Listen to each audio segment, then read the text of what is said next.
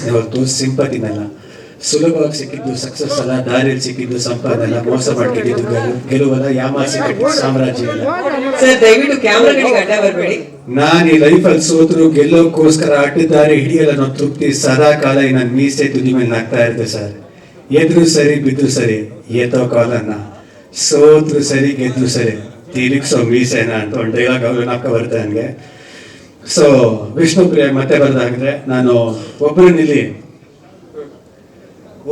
ನಾನು ವೇದಿಕೆ ಮೇಲೆ ಜೊತೆಗೆ ನನ್ನ ಸಪ್ತಮಿಗೌಡ ನನ್ನ ಫ್ರೆಂಡ್ ಪಾಪ ಕೇಳಿದ ತಕ್ಷಣ ನಾನು ಫೋನ್ ಮಾಡಿ ಹೇಳ್ದೆ ಬರಬೇಕು ಅಂತ. ಸೊ ಬಂದು thank you, that's very sweet of you to come. ಜೊತೆಗೆ ನಮ್ಮ ಕವಿಗಳು. ಸೊ ಈ ಸಿನಿಮಾದಲ್ಲಿ ಯಾವುದು ಹಾಡು ಬಂದಿಲ್ಲ ಅಂದ್ರೆ ನಾನು ಏನಕ್ಕೆ ಕವಿಗಳು ಬರಬೇಕು ಅಂದ್ರೆ ಅದ್ಭುತವಾದ ಹಾಡುಗಳನ್ನ ಕನ್ನಡ ಫಿಲ್ಮ್ ಇಂಡಸ್ಟ್ರಿ ಕೊಟ್ಟಿದ್ದಾರೆ ಕವಿಗಳು. Fantastic songs. ಸೊ ಅಂತ ಅಮೇಝಿಂಗ್ ಲಿರಿಕ್ ರೈಟರ್ ಬಂದು ನಮ್ಮ ಸಾಂಗ್ ನೋಡಿದಾಗ ಅವ್ರಿಗೊಂದು ಫೀಲ್ ಏನಿರುತ್ತೆ ಅದನ್ನ ಹೇಳಿದಾಗ I think it is very good. So thank you ಕವಿಗಳು ಬಂದಿದ್ದಕ್ಕೆ. ಜೊತೆದಾಗಿ ಇಲ್ಲಿ ನನ್ನ ಸ್ನೇಹಿತರು ಚಂದ್ರಣ್ಣ ಹಾಗೂ ಹೇಮಂತ್ ಅವ್ರು ಬಂದಿದ್ದಾರೆ. ಯಾವಾಗಲೂ ನನಗೆ ಸಿನಿಮಾ ಬಿಟ್ಟು ಆಫ್ಲೈನ್ ಏನಾರ ಮಾಡೋದಿನ್ನು ನಾನು ಜೊತೆಗೆ ಇರ್ತೀನಿ ಅಂತ ಹೇಳ ಅಂತ ನನಗೆ ಅಣ್ಣನ ಸ್ಥಾನದಲ್ಲಿ ನಿಂತಿರೋಂಥ ನನ್ನ ಬ್ರದರ್ಸ್ಗೆ ಥ್ಯಾಂಕ್ ಯು ಹೇಳಕ್ಕೆ ಇಷ್ಟಪಡ್ತೀನಿ. ಈ ಸ್ಟೇಜ್ ನಾನು ನಿಜವಾಗ್ಲೂ ಒಂದು ನಂಬ್ತೀನಿ, ಯಾವಾಗ್ಲೂ 6 ವರ್ಷಕ್ಕೆ 2 ಸಿನಿಮಾ ಮಾಡಿರೋದು. ನಾನು ಏಪ್ರಿಲ್ ಬಂದು 6 ವರ್ಷ 2 ಸಿನಿಮಾ ಮಾಡಿರೋದು. ಆದರೂ ನಾನು ಯಾವತ್ತು ನನ್ನ ಸಿನಿಮಾ ಬಿಟ್ಟು ಜನ ಕಾಸು ಕೊಟ್ಟು ಕರ್ಸಿ ಜಗೆ ಅನಿಸ್ತವನ್ನೆಲ್ಲ, ಇಲ್ಲಾಂದ್ರೆ ಪಬ್ಲಿಸಿಟಿಗೋಸ್ಕರ ಯಾರ ಜೊತೆನೆ ಇದ್ದು ಹೆಸರು ಮಾಡ್ಕೋಬೇಕು ಅನ್ನೋ ಇಂಟೆನ್ಷನ್ ಇರೋ ಹುಡುಗ ಅಂತೂ ಅಲ್ಲ. ನಾನು ಯಾರ ತಗೋದು ಅದನ್ನ ನನ್ನ ಮನಸ್ಸಾಕ್ಷಿಗೆ ಹೋಗೋದು, ಅಲ್ಲಿ ರಿಯಲ್ ಆಗಿ ಇರೋದು, ಯಾರನ್ನ ಇಂಪ್ರೆಸ್ ಮಾಡೋಕ್ಕೆ ನಾನು ಬಗ್ಗೋದು ಇಲ್ಲ, ಫೇಕ್ ಆಗಿರೋದು ಇಲ್ಲ. ಯಾಕಂದ್ರೆ ನಾನು ನಂಬೋದು ಒಂದೇ, ನನಗೆ ಗೆಲುವು ಸಿಗೋದು ಸರಸ್ವತಿಯಿಂದ ಒಂದೇ ಅಷ್ಟೇ. ಸರಸ್ವತಿಗೋಸ್ಕರ ನಾನು ಎಷ್ಟಾದ್ರೂ ಬಗ್ಗೆ ರೆಡಿ ಇದೀನಿ. ಒಬ್ಬ ಡೈರೆಕ್ಟರ್ಗೋಸ್ಕರ, ಒಬ್ಬ ಟೆಕ್ನಿಷಿಯನ್ಗೋಸ್ಕರ, ಒಬ್ಬ ಕೊರಿಯೋಗ್ರಾಫರ್ಗೋಸ್ಕರ ಅವ್ರು ಏನು ಹೇಳಿದ್ರು ಮಾಡಕ್ಕೆ ರೆಡಿ ಇದೀನಿ. ಅವ್ರಿಗೋಸ್ಕರ ಎಷ್ಟಾದ್ರೂ ಬಗ್ಗಕ್ಕೆ ರೆಡಿ ಇದೀನಿ. ಅದು ಬಿಟ್ರೆ ಸಿನಿಮಾ ಬಿಟ್ರೆ ಬೇರೆ ಯಾವುದಕ್ಕೂ ನಾನು ಬಗ್ಗಲ್ಲ. ಸೊ ಇಲ್ಲಿ ನನಗೆ ನಿಂತಿರೋ ಪ್ಲಾಟ್ಫಾರ್ಮ್ಗೆ ರಮೇಶ್ ರೆಡ್ಡಿ ಸರ್ಗೆ ನಾನು ನಿಜವಾಗ್ಲೂ ಥ್ಯಾಂಕ್ ಹೇಳಕ್ಕೆ ಇಷ್ಟಪಡ್ತೀನಿ. ಯಾಕಂದ್ರೆ 6 ವರ್ಷ ಇವತ್ತು ಎಲ್ಲ ಊರಿಗೆ ಹೋದ್ರು ಪಡ್ಡೆ ಹುಲಿ ಅಂತ ನನ್ನ ಕರೀತಾರೆ. ಆ ಪಡ್ಡೆ ಹುಲಿಯನ್ನ ಪ್ಲಾಟ್ಫಾರ್ಮ್ ಹಾಕೊಟ್ಟಿದ್ದ ಪ್ರೊಡ್ಯೂಸರ್ ನಮ್ಮ ರಮೇಶ್ ರೆಡ್ಡಿ ಅವರು. ಬಹುಶಃ ನನ್ನ ತಂದೆ ನನ್ನ ಫಸ್ಟ್ ಸಿನಿಮಾ ಮಾಡಿದ್ರು, ರಮೇಶ್ ಅಣ್ಣ ಅವರಷ್ಟು ದೊಡ್ಡದಾಗಿ ಆ ಸಿನಿಮಾ ಮಾಡಕ್ ಸಾಧ್ಯನೇ ಅಂತೀನಿ. ಅದು ನಮ್ಮ ತಂದೆಯವರು ಹೇಳ್ತಾರೆ, ನಿಮ್ಮ ಪ್ರೊಡ್ಯೂಸರ್ ಸೂಪರ್ ಅಂತ. ಸೊ ನನಗೆ ನಮ್ಮ ಸೂರಜ್ ಪ್ರೊಡಕ್ಷನ್ ನನ್ನ ಹೋಮ್ ಪ್ರೊಡಕ್ಷನ್ ಇದ್ದಂಗೆ. So thank you, and always grateful for that. ಜೊತೆಗೆ ವಿಷ್ಣುಪ್ರಿಯಾಗ ಬಂದ್ರೆ ಪಡ್ಡೆ ಹುಲಿ ಆದ್ಮೇಲೆ ಎಲ್ಲರೂ ಒಂದಷ್ಟು ಜನ ಹೇಳಿದ್ರು ಕಂಟೆಂಟ್ ಓರಿಯೆಂಟೆಡ್ ಸಿನಿಮಾ ಮಾಡಿ, ಯಾಕಂದ್ರೆ ಅವಾಗ ಕನ್ನಡ ಇಂಡಸ್ಟ್ರಿ ಸ್ಟಾರ್ಟ್ ಆಗಿದ್ದು, ಕಂಟೆಂಟ್ ಓರಿಯೆಂಟೆಡ್ ಮಾಡಿ, ರೆಗ್ಯುಲರ್ ಕಮರ್ಷಿಯಲ್ ಬೇಡ ಅಂತ. ಸೊ ವಿ ಕೆ ಪ್ರಕಾಶ್ ಸರ್ನ ಮೀಟ್ ಮಾಡಿದೆ. ವಿ ಕೆ ಪ್ರಕಾಶ್ ಸರ್ ಸಿಕ್ಬಿಟ್ಟು ಒಂದ್ಸತಿ ಹೇಳಿದ್ರು, you are doing commercial movies because I come from a land of Malayalam cinema. What kind of movies are you making ಅಂದ್ರು. What kind? ಚೆನ್ನಾಗಿದೆ, ಜನ ಚೆನ್ನಾಗಿರೋ ಸಿನಿಮಾ ಮಾಡ್ತಾ ಇದೀನಿ ಅಂತ ಹೇಳ್ತಾರೆ. ಇವ್ರು ನೋಡಿದ್ರೆ ಏನು ಈ ತರ ಹೇಳ್ತಾರೆ. ನಾನು ಅನ್ಕೊಂಡೆ, ಆದರೆ ಯಾರೇ ನನ್ಗೇನು ಹೇಳಿದ್ರು ನಾನು ಅದನ್ನ ನೆಗೆಟಿವ್ ಆಗಿ ತಗೊಳ್ಳಲ್ಲ. ಚೆನ್ನಾಗಿಲ್ಲ ಅಂದ್ರೆ ಏನಕ್ಕೆ ಚೆನ್ನಾಗಿಲ್ಲ ಅಂತ ಕೇಳ್ತೀನಿ, because I would like to learn, I would like to correct myself. He said ನೀನು ಮಾಡ್ತಾ ಇರೋದು ಆಕ್ಟಿಂಗ್ ಅಲ್ಲ. ಓಕೆ ಸರ್, ನೀವು ಹೇಳಿ ಸರ್ ಏನು ಮಾಡಬೇಕು ಅಂತ ಹೇಳಿದೆ. ಸೊ ಅವರು ವಿಷ್ಣುಪ್ರಿಯಾದ ಒಂದು ಕ್ಯಾರೆಕ್ಟರ್ ಹೇಳಿದ್ರು. ನಾನು ರಿಹರ್ಸಲ್ಸ್ ಮಾಡಲ್ಲ, ಇನ್ ಕ್ಯಾರೆಕ್ಟರ್ ಮಾತ್ರ ಅರ್ಥ ಮಾಡ್ಕೊಂಡು ಒಂದಷ್ಟು ವರ್ಕ್ಶಾಪ್ ಮಾಡಿದೆ ನಾನು, ಪ್ರಿಯಾ ಅವರೆಲ್ಲ. ಸೊ ಅದಷ್ಟು ಪರ್ಫಾರ್ಮ್ ಮಾಡಬೇಕು. Is a very good director. ಅವರು 2 ಸತಿ ನ್ಯಾಷನಲ್ ಅವಾರ್ಡ್ ಗೆದ್ದಿರೋ ಡೈರೆಕ್ಟರ್. ತುಂಬಾ ಇಂಡಿಯಾದಲ್ಲಿ ಅದ್ಭುತವಾಗಿರೋ ಆಕ್ಟರ್ಸ್, ಕ್ರಿಟಿಕಲಿ ಗೆದ್ದಿರೋ ಆಕ್ಟರ್ಸ್ ಜೊತೆ ಕೆಲಸ ಮಾಡಿರೋ ಡೈರೆಕ್ಟರ್. ಸೊ ಜೊತೆ ಮಾಡಿದಾಗ ಪರ್ಫಾರ್ಮೆನ್ಸ್ ಹಿಂಗೆ ಬೇಕು, ಇದೇ ತರ ಬೇಕು ಅಂದಾಗ ಬರೀ ಪರ್ಫಾರ್ಮೆನ್ಸ್ ಮೇಲೆ ಫೋಕಸ್ ಮಾಡಿರೋ ಸಿನಿಮಾ ವಿಷ್ಣುಪ್ರಿಯ. ಅದನ್ನ ಒಂದು ಕಂಟೆಂಟ್ ಓರಿಯೆಂಟೆಡ್ ನೈಜ ಘಟನೆಯಿಂದ ನಮ್ಮ ನಿರ್ಮಾಪಕರು ಹೇಳಿದ್ರು, ಅದರಿಂದ ನನ್ನ ಕತೆ ತಂದಿರೋದು ಅಂತ. ಸೊ ಆ ಕತೆಗೆ ಒಂದು ಸಖತ್ ಇಂಟೆನ್ಸ್ ಲವ್ ಸ್ಟೋರಿನೇ ವಿಷ್ಣುಪ್ರಿಯ. ಜೊತೆಗೆ ಪ್ರಿಯವರಿ ಅವರು ಮೊದಲನೇದಾಗಿ ಫಸ್ಟ್ ಟೈಮ್ ಕನ್ನಡದಲ್ಲಿ ಆಕ್ಟ್ ಮಾಡಿದ್ದಾರೆ. So welcome to the Kannada film industry Priya. ಈ ಹುಡುಗಿಗೆ ಕನ್ನಡ ಗೊತ್ತಿರಲಿಲ್ಲ, ಬಟ್ ನನಗೆ ಆಕ್ಟರ್ ಯಾವಾಗ ಬಂದಿರುತ್ತೆ, ಪ್ರಾಂಪ್ಟ್ ಮಾಡಿದ್ರೆ ಆಗಲ್ಲ. ಆಕ್ಟರ್ ಯಾವಾಗ ಡೈಲಾಗ್ ಕಲ್ತ್ಕೊಂಡ್ಬರ್ಬೇಕು, ನಾನು ಹೆಂಗೆ ಇವ್ರು ಕಲಿತಾರೆ ಅಂತ ಅನ್ಕೊಂಡೆ. But I was really amazed by her work ethic. ಯಾಕಂದ್ರೆ ಪ್ರತಿದಿನ ಕನ್ನಡ ಡೈಲಾಗ್ಸ್ ಇಂಗ್ಲಿಷ್ ಅಲ್ಲಿ ಬರ್ಕೊಂಡು ಹಿಂದಿನ ದಿವಸ ಪ್ರಾಕ್ಟೀಸ್ ಮಾಡ್ಕೊಂಡು ಬಂದು ಬೆಳಿಗ್ಗೆ ಪರ್ಫಾರ್ಮ್ ಮಾಡ್ತಾ ಇದ್ದ ಹುಡುಗಿ. So I really congratulate you on that. ಜೊತೆಗೆ ನಮ್ಮ ಟೆಕ್ನಿಷಿಯನ್ ವಿನೋದ್ ಭಾರತಿ ಅವರು, DOP, ತುಂಬಾ ಅದ್ಭುತವಾಗಿ ತೋರಿಸಿದ್ರು. ಯಾಕಂದ್ರೆ ನನಗೆ ಫಸ್ಟ್ ವಿನೋದ್ ಭಾರತಿ ಅವರು ಅಂದಾಗ ನನಗೆ ಟೆನ್ಷನ್ ಇತ್ತು. ನಾನೊಬ್ಬ ಹೊಸ ಹುಡುಗ, ನನಗೆ ಟೆನ್ಷನ್ ಇತ್ತು. ಯೂಶಲಿ ಟೆನ್ಷನ್ ಇದ್ದೇ ಇರುತ್ತೆ ಆಕ್ಟರ್ಗೆ, ಓಕೆನಾ ಅಂತ. ಸರ್ ನೀವು ನಾನು ಬೇರೆ ತರ ತೋರಿಸ್ತೀನಿ ಅಂತ ಹೇಳಿದ್ರು. ನಾನು ನಿಜವಾಗ್ಲೂ ಸಿನಿಮಾದಲ್ಲಿ ತುಂಬಾ ಮುದ್ದಾಗಿ ನನ್ನ ತೋರಿಸಿದ್ರು. Thank you Vinod sir. ಜೊತೆಗೆ ಗೋಪಿ ಸುಂದರ್ ಅವರು ಅದ್ಭುತವಾಗಿರೋ ಮ್ಯೂಸಿಕ್ ಮಾಡ್ಕೊಟ್ಟಿದ್ದಾರೆ. ಬ್ಯಾಕ್ ಗ್ರೌಂಡ್ ಸ್ಕೋರ್ ಅಂತ ತುಂಬಾ ಚೆನ್ನಾಗಿದೆ, BGM.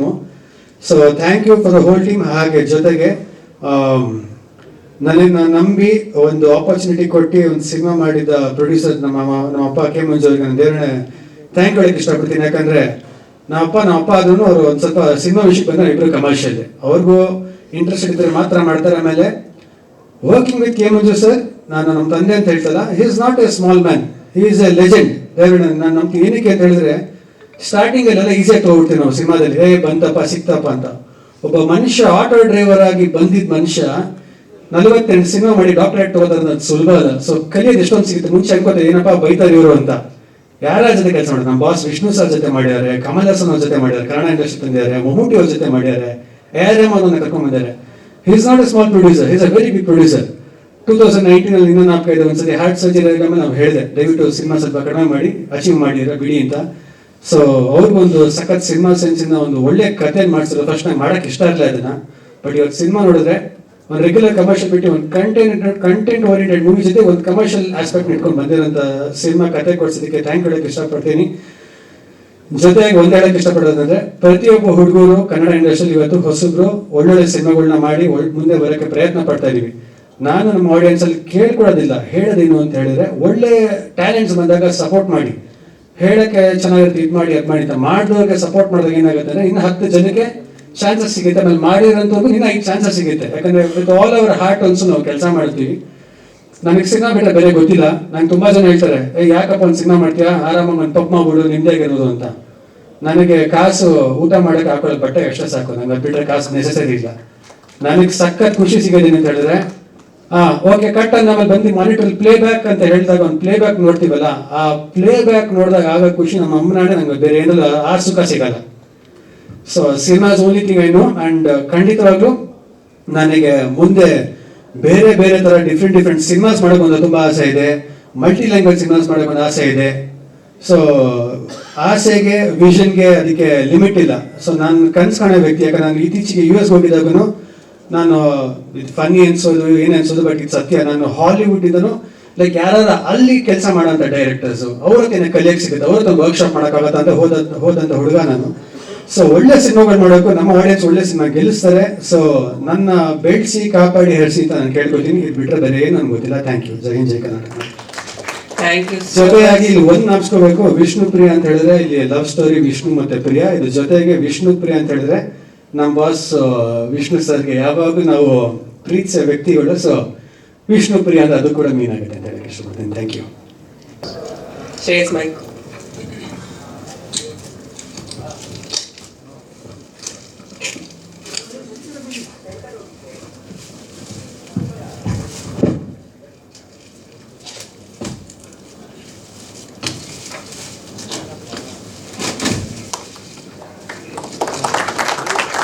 February 21 Vishnu Priya 90s ಪ್ರೇಮ ಕತೆ, ರಿಯಲ್ ಲೈಫ್ಗೆ ಬಹಳ ಹತ್ತಿರವಾಗಿರುವಂತಹ ಪ್ರೇಮ ಕತೆ. ಫೆಬ್ರವರಿ ಅಂದ್ರೆ ನಾವು ಒಂದು ಲವ್ಗೆ ರಿಲೇಟೆಡ್ ಆಗಿರುವಂತ ಮಂತ್ ಅಂತ ನಾವೇನ ಹೇಳ್ತೀವಿ. Feb 14th ವ್ಯಾಲೆಂಟೈನ್ಸ್ ಡೇ ಆಗಿ ಒಂದೇ ವಾರಕ್ಕೆ Feb 21st ಈ ಸಿನಿಮಾ ರಿಲೀಸ್ ಆಗ್ತಾ ಇದೆ. ಹೆಚ್ಚೆಚ್ಚು ಆ ಡೇಟ್ ಎಲ್ರಿಗೂ ತಲುಪ್ಲಿ, ಶೇರ್ ಆಗ್ಲಿ ಅಂತ ಈ ಮೂಲಕ ಹೇಳ್ತಾ ಇದ್ದೀನಿ.